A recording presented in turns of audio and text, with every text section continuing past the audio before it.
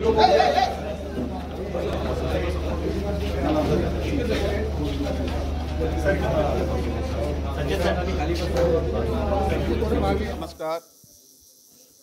दिनांक 25/5/2025 रोजी रांजणगाव गावाचे पोलीस पाटलाकडून आम्हाला एक माहिती मिळाली होती की खंडाळे रांजणगाव या दोघा गावातेमध्ये एका मेन रोडवरना म्हणजे पुण्यातून अहिल्यानगरला जाणारे रोडला उजवीकडे एक निर्जन स्थळामध्ये 3 शव अर्धवट जळाले असे मिळून आले होते.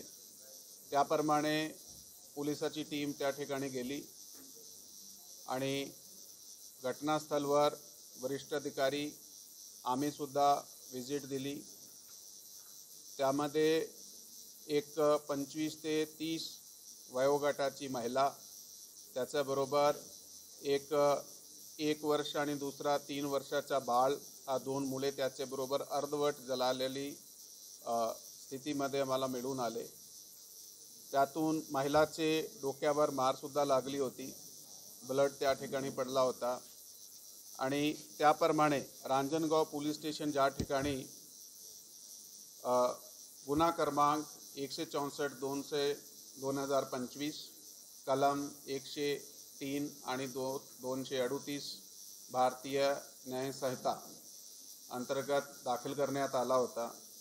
तेव्हापासून पोलीस स्टेशनची टीम, त्याच्याबरोबर स्थानिक गुन्हे शाखाची टीम,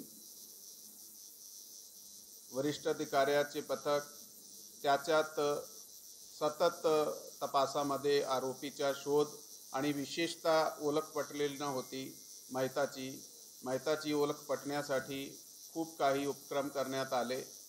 त्यामध्ये 250 पेक्षा जास्त CCTVचा तपास करण्यात आला. 16,500 भाडेकरू तपासण्यात आले.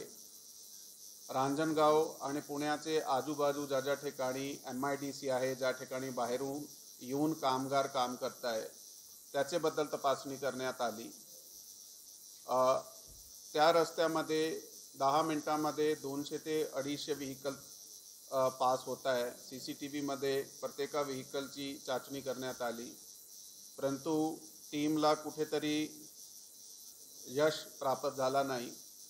म्हणून 3-4 दिवस मागचे 3-4 दिवसामध्ये आम्ही प्रत्येक पोलीस स्टेशनचे जे बेस्ट अनुभवी डिटेक्शन टीमचे आमचे पोलीस आहे त्यांना आम्ही या हॉलमध्ये बोलून घेतला. अशी आमच्याकडे 28 लोकांची एक नवीन टीम आली. त्याचे आम्ही 6 पथक तयार केले. त्या 6 पथकाला वेगवेगळे पोलीस परिक्षेत्र जे आहात त्या ठिकाणी पाठवण्यात आला. त्यांना चालकाच्या गाड्या आणि इन्व्हेस्टिगेशन फंड देऊन 5-5 लोकांची टीम करून कोल्हापूर परिक्षेत्र, औरंगाबाद परिक्षेत्र, नांदेड परिक्षेत्र, कोकण रेंज आणि नाशिक परिक्षेत्र या ठिकाणी पाठवण्यात आला. त्यातून जे टीम क्रमांक 2 आहे त्यांनी बीड जिल्ह्यात सदरचे गुन्ह्याचा जे तपास करताना त्यांना एका केसमध्ये मिसिंग केस असा संशय मिळून आला, परंतु त्यामध्ये मुलाचा जिक्र न होता फक्त एक महिला मिसिंग होती.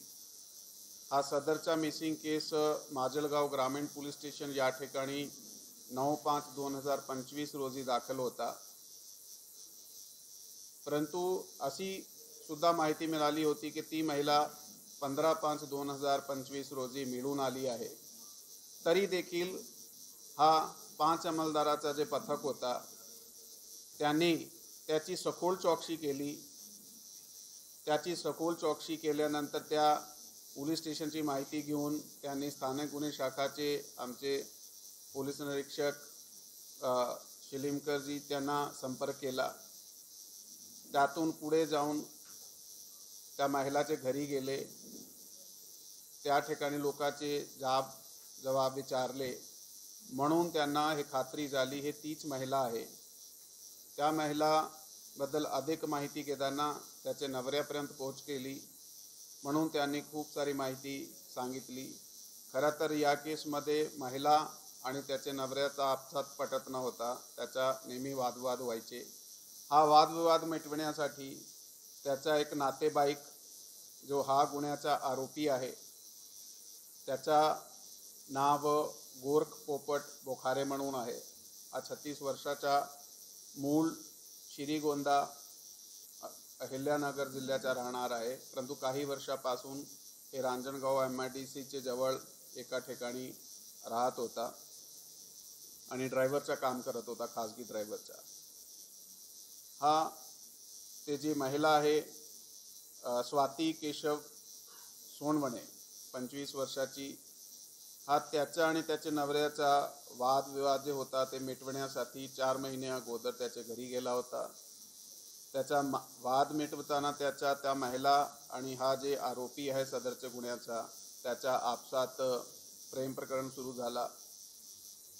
मग आता 23 तारखे रोजी हा माणूस परत या ठिकाणी आळंदीला गेला.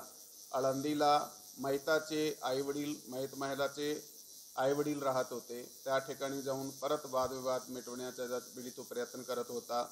तर ती महिला त्याचे घरातून, आईचे आणि घराचे समोरून दोघे मुलाला सोबत घेऊन आरोपीचे सोबत अहिल्यानगर साईडने चालली होती.